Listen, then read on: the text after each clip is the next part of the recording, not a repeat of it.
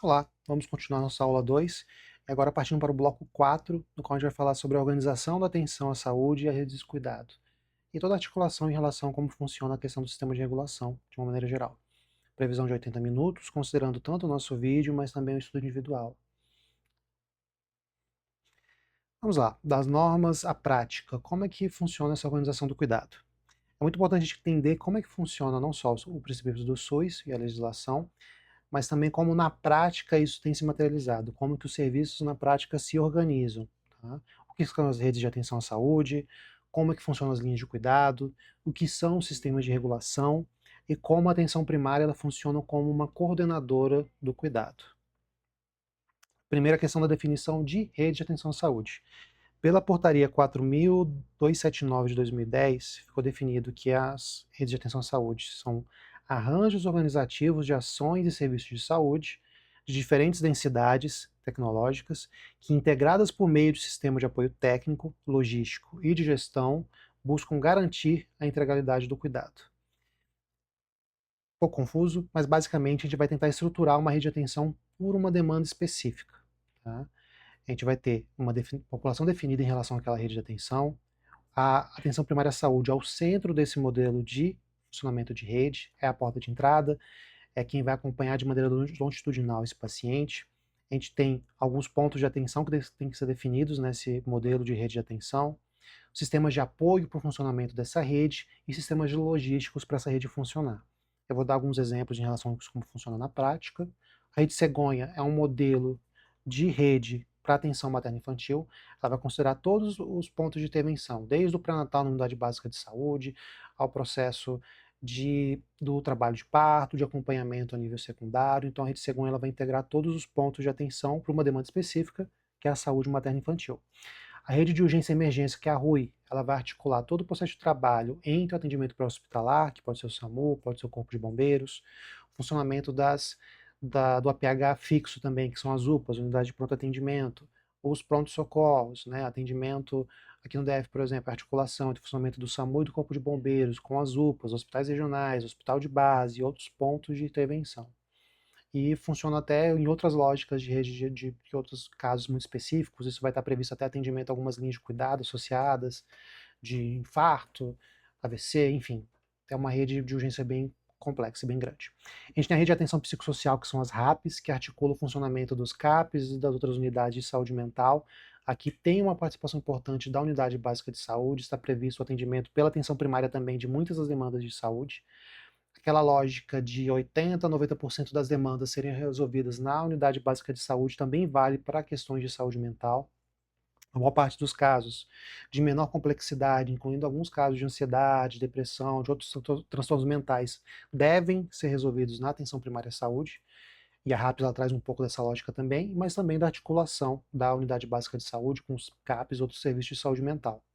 A gente tem a rede de apoio à pessoa com deficiência, que envolve questões como o processo de reabilitação, órteses e outros cuidados, que, por exemplo, na pessoa com deficiência, às vezes tem curativo e outros cuidados que vão estar na atenção primária, na unidade básica de saúde. E a gente tem a rede de atenção às pessoas com doenças crônicas, que aqui vai estar incluída a questão do câncer também. E aí vão ter várias doenças crônicas diferentes que vão estar nesse modelo de rede de atenção à saúde. Tá? Então, cada rede tem uma temática, tem um protocolo específico, tem fluxos estabelecidos e um modelo de financiamento diferenciado. A intenção é de você otimizar e organizar de uma maneira que facilite o processo tanto de financiamento, mas de acesso à saúde dessas pessoas. E como é que funciona a lógica da rede de atenção à saúde, utilizando um recurso muito interessante que é a linha de cuidado. A linha de cuidado é uma representação gráfica e operacional do percurso que o paciente vai fazer no sistema de saúde, para atender uma necessidade específica. Como eu comentei aqui no slide anterior, a gente tem aqui a rede de atenção a pessoas com doenças crônicas, são muitas doenças crônicas, mas a gente vai ter uma linha de cuidado específica oncológica, uma linha de cuidado específica para doenças hematológicas, uma para doenças raras, enfim, a gente vai ter uma linha de cuidado que vai representar como é que seria esse fluxo. A intenção da criação de uma linha de cuidado é você garantir esse acesso oportuno, definir bem quais são os critérios para o paciente acionar essa rede, né, utilizar os recursos que essa rede tem, evitar fragmentação, padronizar as condutas e definir as responsabilidades de todo mundo, né, tanto dos gestores, profissionais e dos próprios pacientes que estão envolvidos nessa linha de cuidado, nessa rede de atenção. Numa linha de cuidado, a gente tem que definir algumas coisas muito importantes, como quais são os critérios de entrada, quem que deve entrar na linha, quem que tem direito a participar dessa linha de cuidado, né? Quem que está previsto de entrar nessa linha de cuidado. Aí você vai definir os critérios, tem que ter o diagnóstico já da doença X, tem que estar em tal situação, em tal área, tudo isso é definido na linha de cuidado. Os fluxos entre os pontos, para onde que você vai encaminhar o paciente, como ele vai percorrer os diferentes níveis de atenção e as diferentes unidades de saúde, como é que é o protocolo em cada etapa, o que, que deve ser feito, né? Isso a nível de gestão, de encaminhamento, de procedimento, de medicamento, tudo está previsto no protocolo em cada etapa, e qual que é o tempo máximo, qual que é o prazo para cada etapa. É importante a gente ter isso definido. A intenção é você promover uma certa celeridade, tentar resolver isso dentro de um plano, de um tempo que permita a recuperação daquele paciente. Não adianta você fazer, às vezes, um diagnóstico precoce, o paciente ele inicia a linha de cuidado, mas a linha de cuidado não progride de forma a você resolver aquele problema. Não adianta você diagnosticar um caso e você não dar vazão àquele caso. Então você tem que ter um tempo máximo sim, isso tem que ser cobrado. Digamos, aqui a gente vai dar um exemplo sobre uma linha de cuidado do câncer de pele. Como é que funciona a lógica do atendimento do paciente com suspeita de câncer de pele? A porta de entrada quase sempre é na atenção primária à saúde. Pode acontecer o paciente, numa lógica fora, né, do serviço público de saúde, no sistema privado, ele procura diretamente o dermatologista. A gente vai trabalhar aqui na lógica do SUS. Normalmente o paciente ele vai estar com uma lesão suspeita, uma coisa do tipo, e vai procurar o atendimento na atenção primária. Pode acontecer também do paciente, às vezes, estar com uma lesão suspeita, que está sangrando, procurar atendimento, às vezes, no hospital regional, digamos. Mas, normalmente, no hospital regional, a gente não tem essa vazão para esses casos, não tem uma linha de cuidado tão clara em relação a isso. A não ser que seja um paciente que já tenha outras demandas clínicas, como por conta de metástases, outras complicações por causa daquela lesão, que vão levar a um fluxo interno dentro da atenção secundária. Mas quase sempre a gente segue mais essa lógica da atenção primária. Né? O profissional da atenção primária, ele vai ver aquela lesão suspeita, ele vai fazer a questão do ABCDE, né, para avaliar como é que está o perfil da lesão, e fazer um encaminhamento prioritário se ele definir aquilo como uma lesão suspeita, né, de câncer de pele, uma lesão maligna. Né. A partir do momento que o paciente, ele inicialmente atendido na atenção primária, ele vai ser regulado, vai ser encaminhado para o atendimento pelo dermatologista. É o dermatologista que vai fazer uma avaliação mais especializada em relação àquela lesão, fazer a dermatoscopia. Apesar do Dermalete, a gente está trabalhando essa questão de tentar trazer mais essa dermatoscopia para a atenção primária, mas na lógica atual e da maioria dos serviços, municípios, quem faz a dermatoscopia é só o dermatologista. A gente faz a dermatoscopia aqui e vai indicar a biópsia. Até o ponto que a gente está aqui da atenção primária da dermatologia, a gente trabalha mais com uma hipótese, mesmo com a BCDE muito sugestivo, com uma dermatoscopia muito sugestiva de câncer de pele, é a biópsia que vai trazer o diagnóstico realmente, que vai definir se é câncer ou não. Então, até nessa fase aqui, a gente vai trabalhar mais uma lógica de hipótese diagnóstica. Na biópsia, com a avaliação do patologista, com o laudo histopatológico, a gente vai definir se é câncer ou não. E nesse momento que a gente tem uma definição clara em relação ao diagnóstico. A partir do momento que você tem o diagnóstico do câncer de pele, você vai encaminhar esse paciente para um centro de referência. Às vezes na dermatologia a gente vai ter o oncologista, o dermatologista que é mais focado na parte de oncologia, e vai também ter o oncologista clínico que vai fazer o acompanhamento desse caso também, que vai ter tanto acompanhamento da dermato, dependendo do momento que foi feito o diagnóstico. Pode ser feita uma intervenção mais local, né, de lesão, de retirada da lesão, uma cirurgia mais local, que às vezes vai ser curativa, mas em alguns casos, dependendo do tipo de doença, né, se for um melanoma, por exemplo, que já está no estágio de metástases, pode ser necessário um acompanhamento clínico e outros tipos de terapia. Né? E por isso é importante a questão do centro de referência, que vai ser algum local que vai ter um trabalho conjunto da dermatologia voltado para oncologia e também do oncologista clínico para dar um segmento nesse caso. E mesmo com o paciente vinculado a um centro de referência, ainda vai existir também a questão do acompanhamento pela atenção primária à saúde. Ela vai manter o vínculo, o paciente vai manter esse vínculo com a atenção primária à saúde, né, para o acompanhamento, para a vigilância da recidiva posteriormente. Às vezes o paciente ele vai fazer a cirurgia, vai fazer um outro tipo de terapia, vai resolver inicialmente a lesão, mas ele precisa ter algum acompanhamento, né, e se necessário retornar ao acompanhamento. Tá? E como eu comentei, a Lei 12.732 define um prazo de 60 dias para o início do tratamento após o diagnóstico. Então, a partir do momento que você tem ali o diagnóstico patológico, né, do caso, teoricamente, em até 60 dias tem que ter início algum tipo de tratamento. né? Isso vai ser um tratamento, às vezes, um câncer de pele, o procedimento cirúrgico, mas em um caso mais avançado, às vezes, dependendo do tempo de evolução do caso, pode ser necessário alguns outros tipos de terapia. E como é feito a regulação do acesso aos serviços? Tá? Para que as linhas de cuidado funcionem, a gente tem que ter algum tipo de sistema que ordene esse acesso aos serviços, e esse é o papel da regulação. A gente tem desde de regulação, a gente tem, vocês vão acompanhar, vocês costumam ver muito, né? A gente tem desde centrais de regulação que são voltadas para serviços de urgência, a gente vai ter o SAMU, a gente vai ter os bombeiros, que são centrais de regulação de urgência e emergência, mas também tem outros sistemas mais voltados, mais informatizados, que não são assim, de atendimento direto à população, que são para outros tipos de regulação. O CISREG ele é um sistema utilizado basicamente para regulação a nível ambulatorial e de procedimentos. Né? Se você tem um paciente que você quer encaminhar para um outro profissional, que você quer encaminhar para um procedimento cirúrgico, ou outras coisas do tipo, você vai incluir ele no CISREG. Em alguns estados a gente tem, em alguns estados não, na verdade eu acho que é São Paulo que utiliza o CROSS, é um sistema informatizado de regulação. A gente vai ter protocolo de acesso, a gente vai ter que definir os critérios de encaminhamento para cada coisa, a gente tem que ter um sistema de classificação de risco para priorizar de acordo com a necessidade. E esse aqui é um dos grandes desafios, como é que a gente consegue priorizar o paciente de maneira adequada. A questão do processo de classificação e de priorização do paciente vai desde o nosso atendimento inicial na atenção primária, o nível de priorização que ele vai ter para acessar o dermatologista, depois na regulação do dermatologista, a priorização que ele vai ter para realizar a biópsia, que é um procedimento cirúrgico, então ele é um procedimento agendado, então não é feito na hora, então às vezes o paciente ele vai no dermatologista, depois passa por um outro processo de regulação para o procedimento da biópsia, e posteriormente com o diagnóstico e tudo mais, a priorização dele do acesso ao tratamento.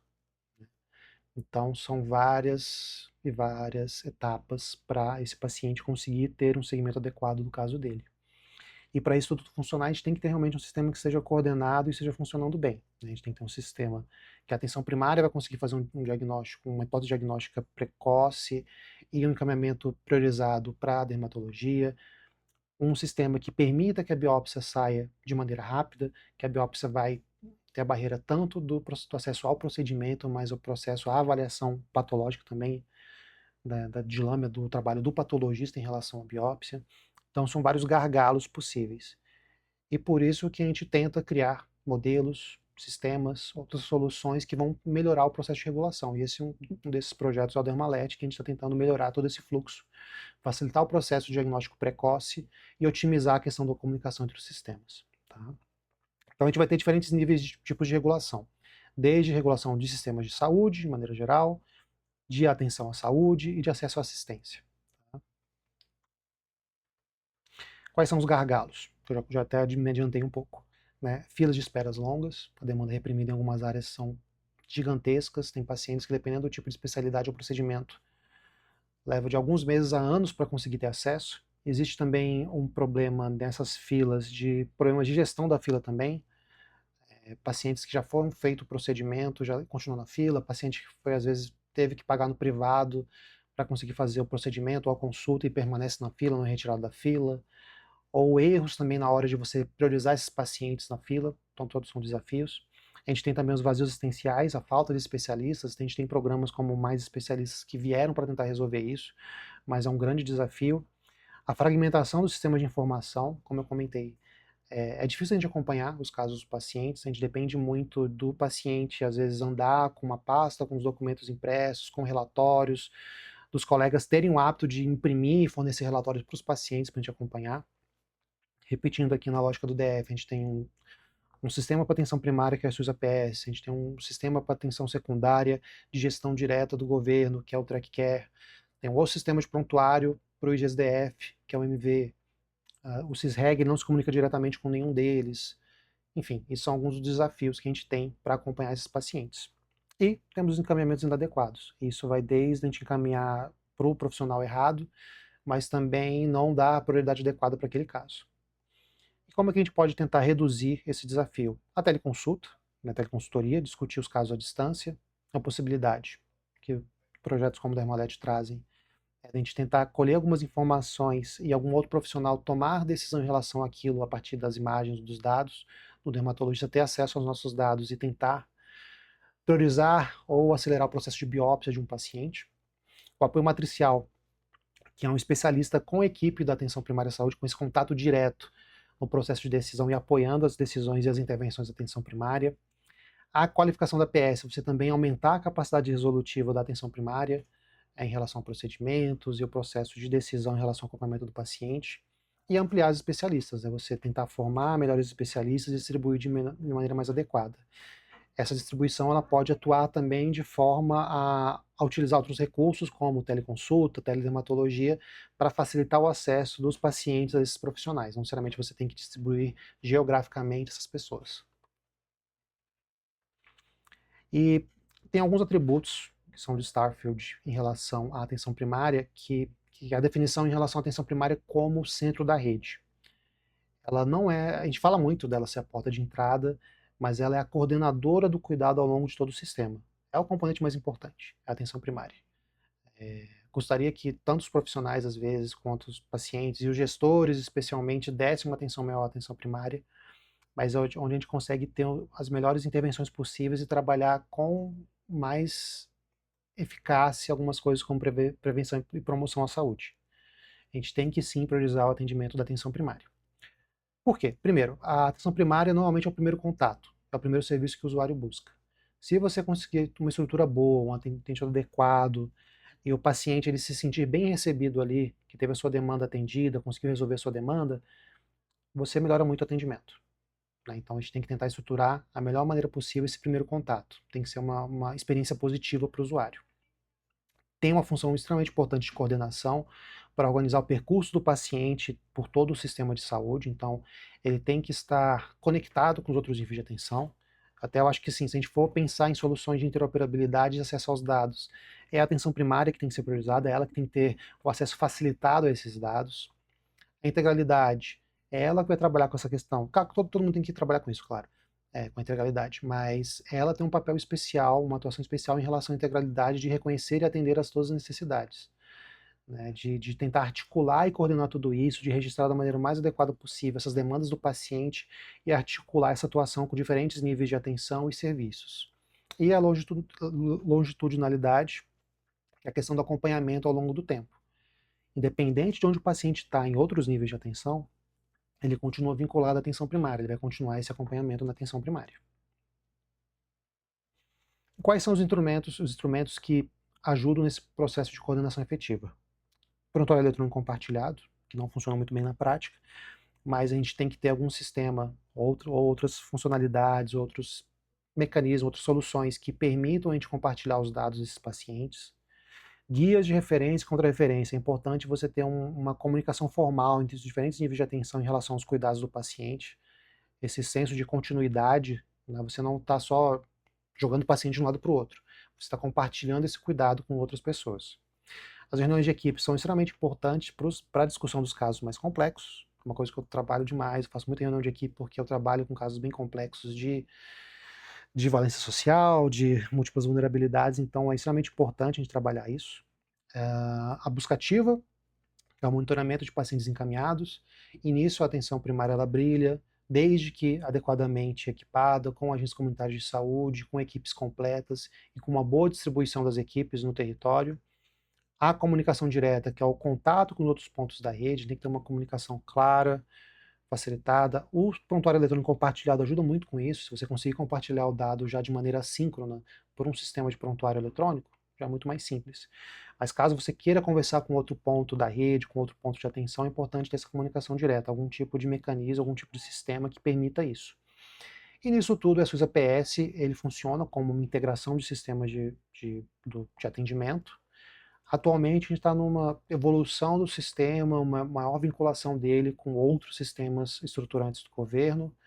A Rede Nacional de Dados em Saúde, ela está puxando também a questão dos dados de regulação, com a migração do SysReg 3 para o ESUS Regulação e a maior vinculação desses dados à Rede Nacional de Dados em Saúde vai facilitar bastante esse processo de regulação e de acompanhamento dos casos.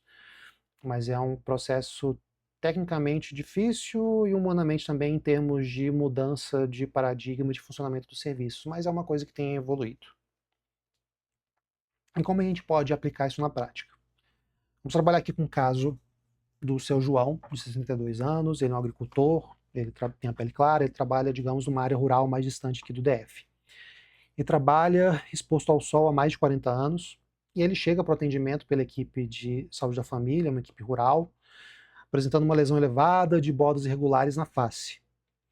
Ele relata que teve um crescimento progressivo dessa lesão nos últimos 6 meses, mas ele nem procurou tanto por isso. Às vezes você atendendo o paciente, você notou aquela lesão no rosto, que ele nem estava se preocupando, não costumei tanto na UBS, fazia muito tempo que ele não ia, e dessa vez você notou que tinha uma lesão que estava crescendo bastante no rosto dele. Ele procurou o UBS por outros motivos, às vezes ele só voltou para renovar a receita dele, que tem que renovar do antihipertensivo dele. Como que você conduziria esse caso na atenção primária à saúde? O que você faria com o caso do seu João? Para quem encaminhar? O que você registraria? Qual que seria o encaminhamento? Quais são os princípios do SUS que se aplicam aqui no caso do seu João? E qual que seria o fluxo ideal desse paciente dentro do sistema? Eu vou aproveitar para tomar um gole de água aqui, enquanto vocês já vão pensando aí um pouco. Mas pense, basicamente, como que você conduziria esse caso, né, desse paciente dentro da sua UBS. Você pode pausar o vídeo também e pensar um pouquinho mais em relação a esse caso. Mas como é que seria a sua UBS? Ele conseguiria ser atendido? Tá faltando equipe? É o tipo de caso que vocês não conseguem dar atenção? Ou vocês conseguiram dar vazão a esse caso do seu João? Qual que seria provavelmente uma das melhores soluções para o caso do seu João? Primeiro, na consulta, é importante você documentar de maneira detalhada a lesão. Não existe ainda de maneira tão otimizada diretamente pelo SUS-APS o registro de fotos, mas o Dermalet é um aplicativo que veio para isso, de você poder vincular uma foto ao prontuário do paciente para o acompanhamento da linha de cuidado de câncer de pele.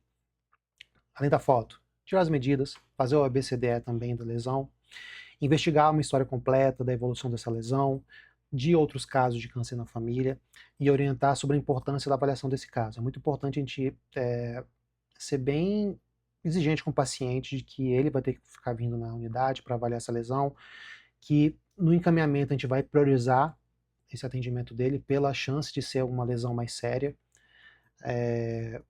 Se pela BCDE você achar que realmente tem uma grande chance de ser uma lesão maligna, é melhor você ser sincero com o paciente, falar que existe uma grande possibilidade de ser, mas pelo padrão de lesão pode ser uma lesão curativa. É melhor, nesse primeiro momento, você assustar um pouquinho mais o paciente do que se preservar o paciente. É importante você ser sincero com ele que você está preocupado com aquela lesão. E que você vai tentar priorizar esse atendimento. O ideal, num prazo mais adequado para esse caso, seria de um atendimento pela dermatologia de no máximo 15 dias. A gente tem esse desafio porque a demanda da dermatologia é grande, mas considerando que a gente pode pensar que uma das doenças mais graves possíveis que no atendimento dermatológico o paciente pode ter é um CA de pele, é um tipo de atendimento que deveria ser priorizado. Então é uma questão da gente trabalhar também uma otimização dessa linha de cuidado. A gente deveria realmente ter um paciente com uma lesão de grande chance de ser suspeita, deveria ter um prazo máximo de 15 dias. E esse paciente tem que manter o acompanhamento no OBS.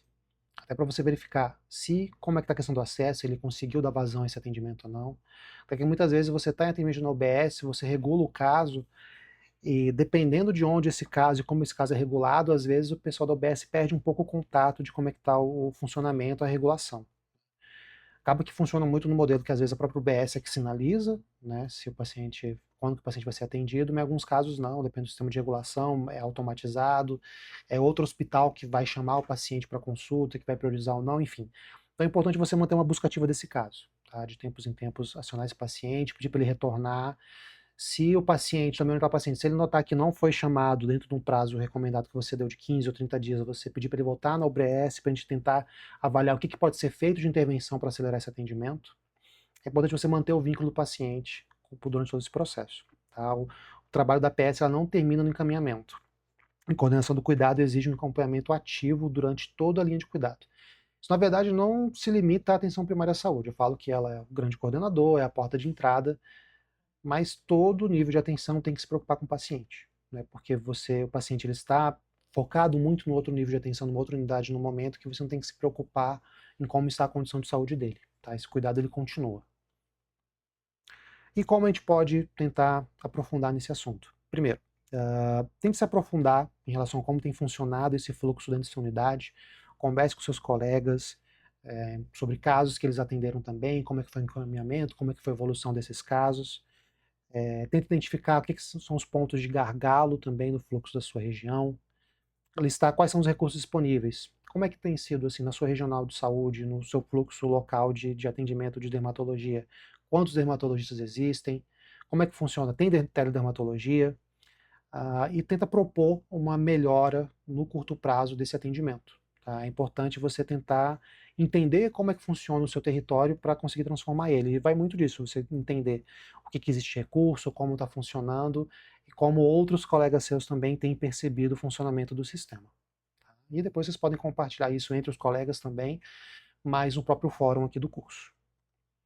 É que a gente termina o bloco 4 e no próximo bloco 5, a gente vai trabalhar com algumas aplicações mais práticas na PS, focadas no câncer de pele, na lógica dessa aula.